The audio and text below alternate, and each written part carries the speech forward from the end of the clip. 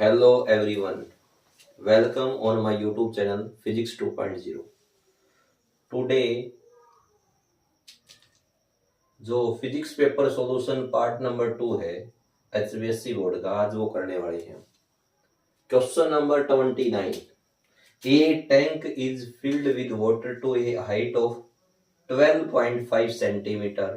The apparent depth of a needle laying at the bottom of a tank is measured by a microscope to be 9.4 centimeter. What is the value of a refractive index mu if the water is replaced by liquid of refractive index 1.63 up to the same height? By what distance would the microscope have to be moved to a focus on the needle again? इस question में क्या कहता है, सभी बच्चे ध्यान दो। इस क्वेश्चन में कहता है कि एक टैंक जो है ना वो पानी से भरा हुआ है जिसकी हाइट 12.5 सेंटीमीटर है, और जब ये 12.5 सेंटीमीटर है तो उसकी एपरेंट डेप्थ कितनी होती है? 9.4 सेंटीमीटर होती है। तो हमें रिफ्रैक्टिव इंडेक्स की वैल्यू फाइंड आउट करनी है। किसकी वैल्यू निकालनी है? रिफ्रैक्टिव इंडेक्स की वैल्यू फाइंड आउट करनी है। तो सभी को इस बात का पता होना चाहिए कि refractive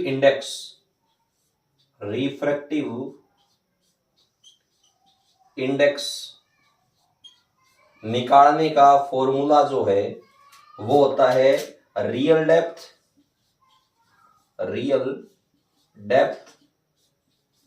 divide by apparent depth.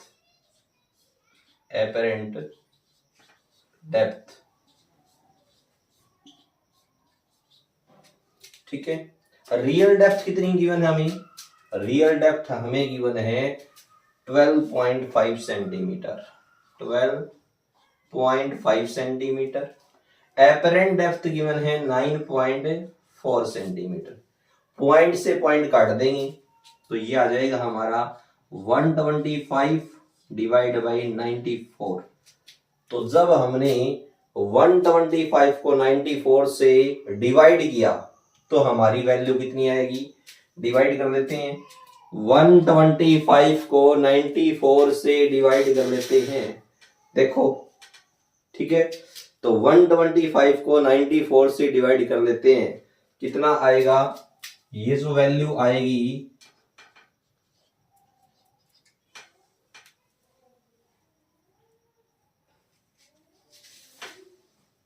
125 divide by 94, तो हम डिवाइड करते हैं इसको तो आता है 1.329, यानी कि अप्रोक्सीमेट किसकी इक्वल हो गया? ये अप्रोक्सीमेट इक्वल हो गया 1.33।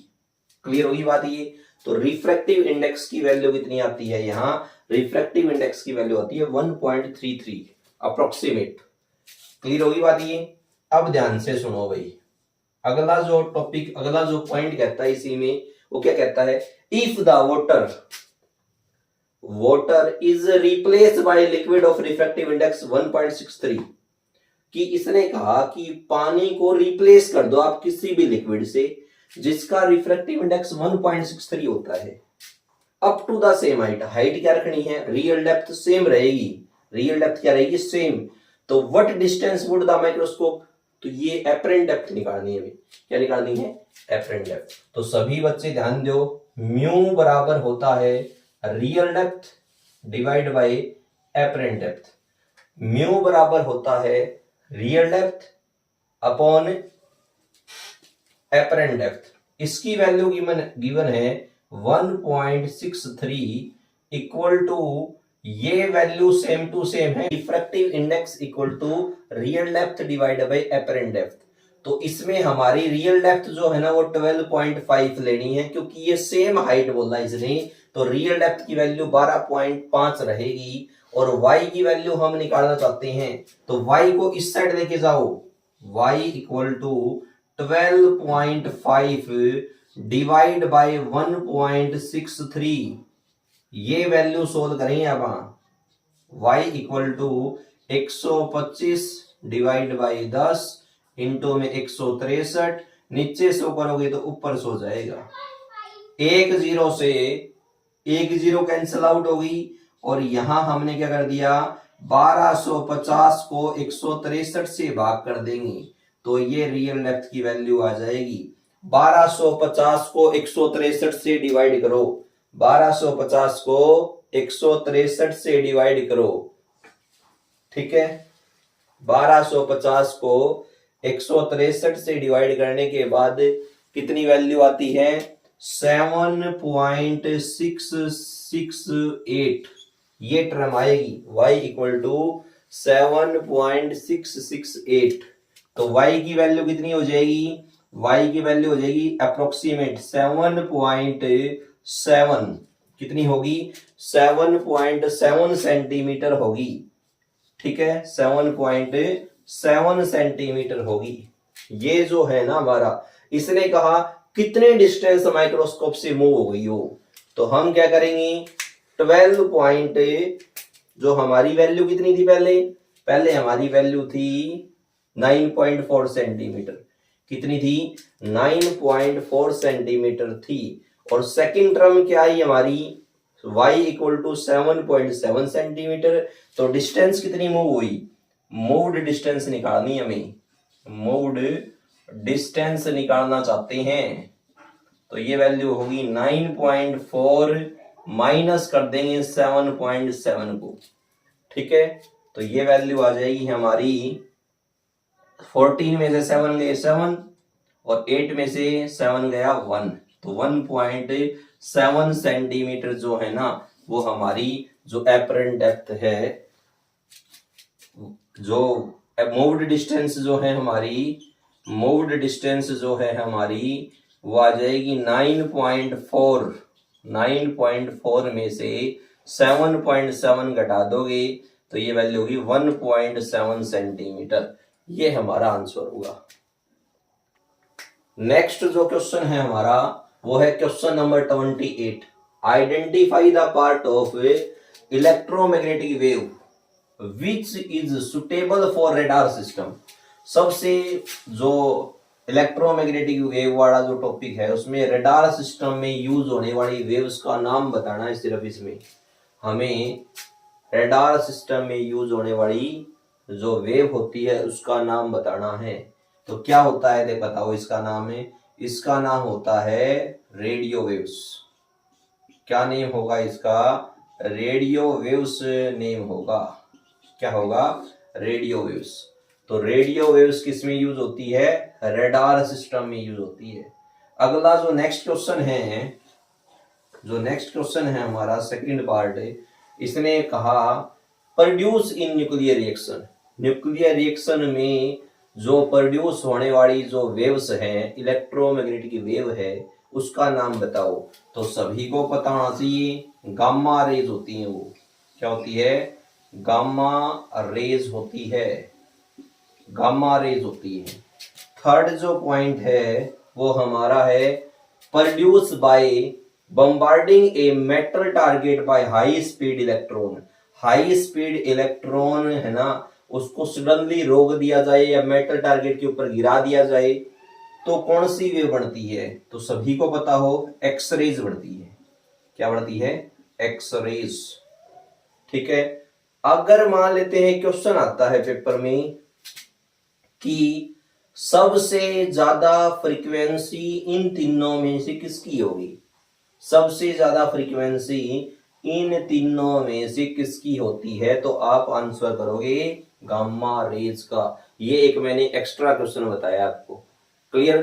तो ये पता होना चाहिए, रेडार सिस्टम में रेडियो वेव्स यूज होती है, न्यूक्लियर रिएक्शन में गामा रेज यूज होती है, मेटल टारगेट के ऊपर जब स्पीड इलेक्ट्रॉन को गिराया जाता है तो एक्स रेज प्रोड्यूस होती है। ठीक है। नेक्स्ट क्वेश्चन देखेंगे आप। नेक्स्ट जो क्वेश्चन है वो क्वेश्चन नंबर 35 है। फर्स्ट पॉइंट क्या कहता है इसका, क्वेश्चन नंबर 35 का फर्स्ट पॉइंट है what is the unit of electric field intensity. Electric field intensity की यूनिट क्या होती है, देखो ध्यान से एक बार।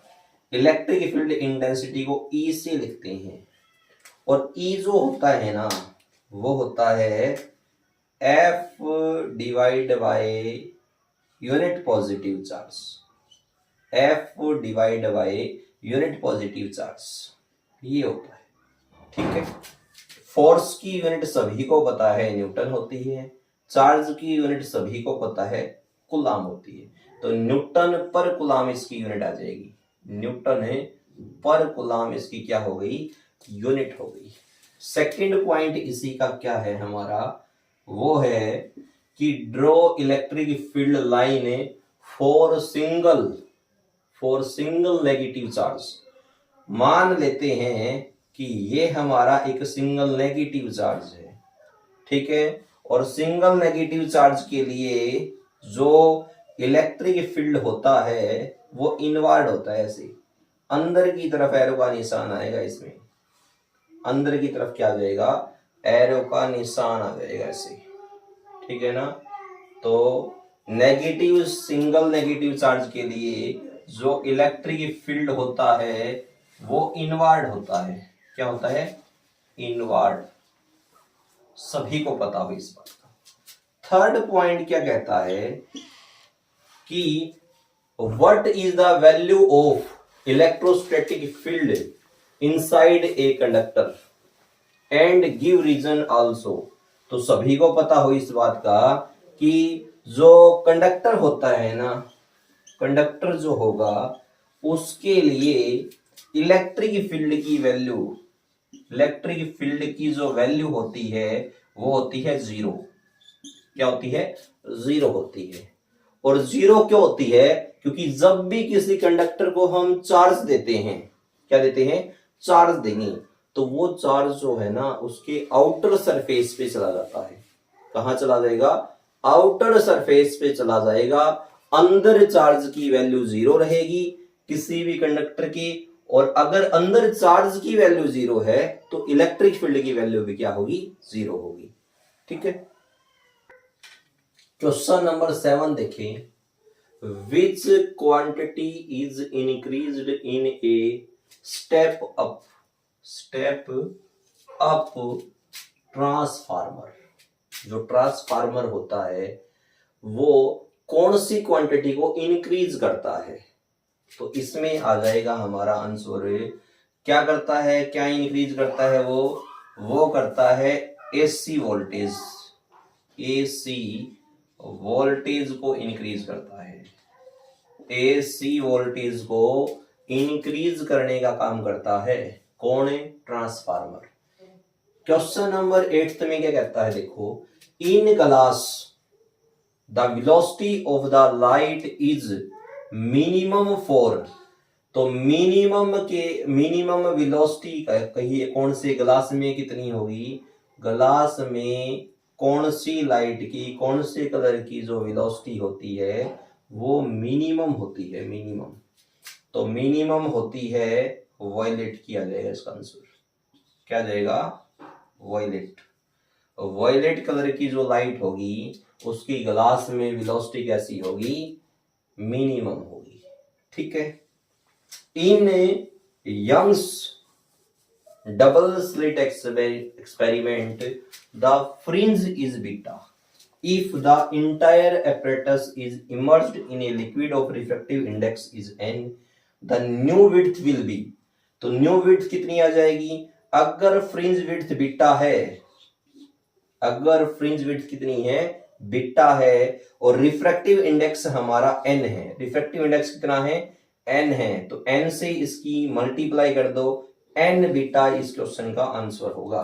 तो न्यू विड्थ कितनी होगी, n बीटा। ये ऑप्शन देखना था हमें कौन से में था, इसमें n बीटा आंसर आएगा। मिनिमम होती है वॉयलेट कलर के लिए, तो वॉयलेट इस क्वेश्चन का आंसर था। ट्रांसफार्मर कौन सी चीज को इंक्रीज करता है, वो होती है एसी वोल्टेज। ये हमारे तीनों क्वेश्चंस करने थे हमें, तो अपने आंसर को मैच करना भाई। ठीक है, नेक्स्ट क्वेश्चन नंबर 10 है हमारा, what is the resistivity of pure semiconductor at absolute zero.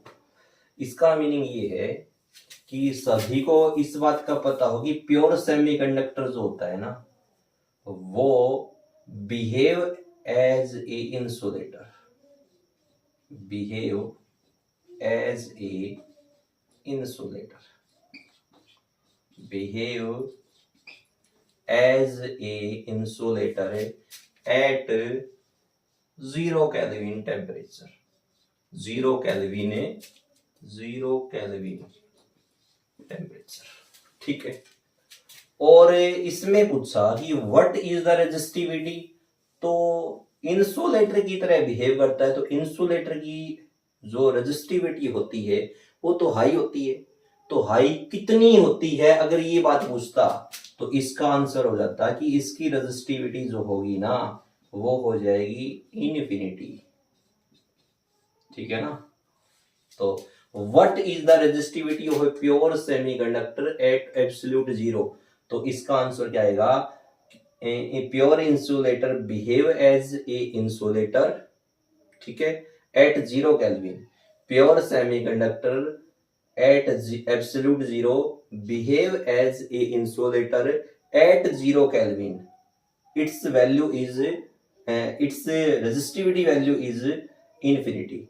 कितनी वैल्यू होगी इसकी, इनफाइनाइट होगी, इनफिनिटी वैल्यू होगी, क्योंकि उसके अंदर से करंट पास होगा ही नहीं, तो रेजिस्टिविटी की वैल्यू कितनी हो जाएगी, इनफिनिटी हो जाएगी। ये इसका आंसर है।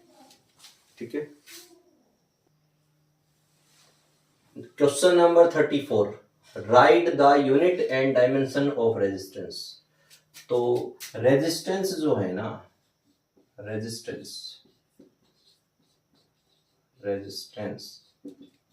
रेजिस्टेंस किसी भी कंडक्टर की ऐसी प्रॉपर्टी होती है जिसके द्वारा करंट का अपोज किया जाता है। किसका अपोज किया जाता है, करंट का अपोज किया जाता है। ठीक है, रेजिस्टेंस जो है ना, इसको डिस्कवर करने वाला एक साइंटिस्ट हुआ करता था जिसका नाम ओम था, ओम। ठीक है, क्या नाम था, ओम था। यूनिट ऑफ रेजिस्टेंस की बात करें हम, यूनिट ऑफ रेजिस्टेंस की बात अगर करते हैं तो यूनिट ऑफ रेजिस्टेंस क्या होती है, ओम होती है, ओम। ठीक है, ओम को ऐसे लिखा जाता है, ठीक है ना। फिर इसने कहा यूनिट रेजिस्टेंस की क्या होगी, ओम होगी। इसने कहा डायमेंशन, और बताइए इसका क्या बताना है, डायमेंशनल फॉर्मूला बताना है इसका। डायमेंशनल फॉर्मूला क्या होगा, डायमेंशनल फॉर्मूला सभी को पता हो, ओम्स लॉ क्या होता है, V equal to I R, V equal to I R. हम R को यहीं छोड़ देते हैं तो R इक्वल टू क्या हो जाएगा, V डिवाइड बाई आई, और V का डायमेंशनल फार्मूला निकालेंगे हम तो V होता है हमारा W divide by Q. V क्या होता है, V की वैल्यू क्या होती है, W बाई क्यू, और I जो रहेगा वो सेम रहेगा। ठीक है, सेम टू सेम यहां लिख देते हैं। वर्क जो होता है फोर्स इंटू डिस्प्लेसमेंट, और फोर्स का डायमेंशनल फॉर्मूला क्या होगा, M1 L1 T minus 2। Force का डायमेंशनल फॉर्मूला क्या होता है, M1 L1 T माइनस 2, और डिस्प्लेसमेंट का क्या हो जाएगा, L हो जाएगा। डिस्प्लेसमेंट का क्या होगा, L हो जाएगा। तो हम ऐसे लिख देंगे इसको, ये फोर्स का डायमेंशनल फार्मूला है, ये डिस्प्लेसमेंट का है, और फोर्स इंटू डिस्प्लेसमेंट वर्क होता है। चार्ज का डायमेंशनल फार्मूला क्या होगा, एम्पियर इंटू टाइम होगा, एम्पियर इंटू टाइम होगा। और करंट का डायमेंशनल फॉर्मूला क्या होगा, करंट का डायमेंशनल फॉर्मूला हो जाएगा एम्पियर।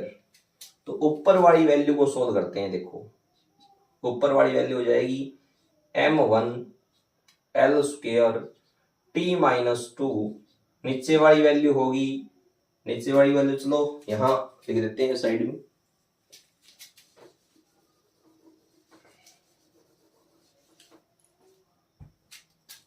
यहां देखो M1 L1 T माइनस 2, और L की मल्टीप्लाई करने के बाद ऊपर 2 पावर आ जाएगी, नीचे होगा A की पावर 2 इंटू T। ठीक है, इस वैल्यू को अगर ऊपर लेके जाते हैं, इस वैल्यू को अगर ऊपर लेके जाते हैं तो क्या वैल्यू आ जाएगी, m1 l square a minus 2 t minus 3, ये इसका डायमेंशनल फॉर्मूला होगा। ठीक है, m1 l square a minus 2 t minus 3 जिसका भी डायमेंशनल फॉर्मूला था उसका ठीक है, ये हमारा करेक्ट आंसर था इसका। ठीक है, तो जितने भी हमारे पास क्वेश्चन थे हमने उसका सॉल्यूशन प्रोवाइड करवा दिया आपको। अपने आंसर्स मैच करें और कमेंट में जरूर बताएं कि आपने कितने क्वेश्चन ठीक किए और कितने आप अटेम्प्ट करके आए हो और आपको कौन सा क्वेश्चन है ना मुश्किल लगा यहाँ।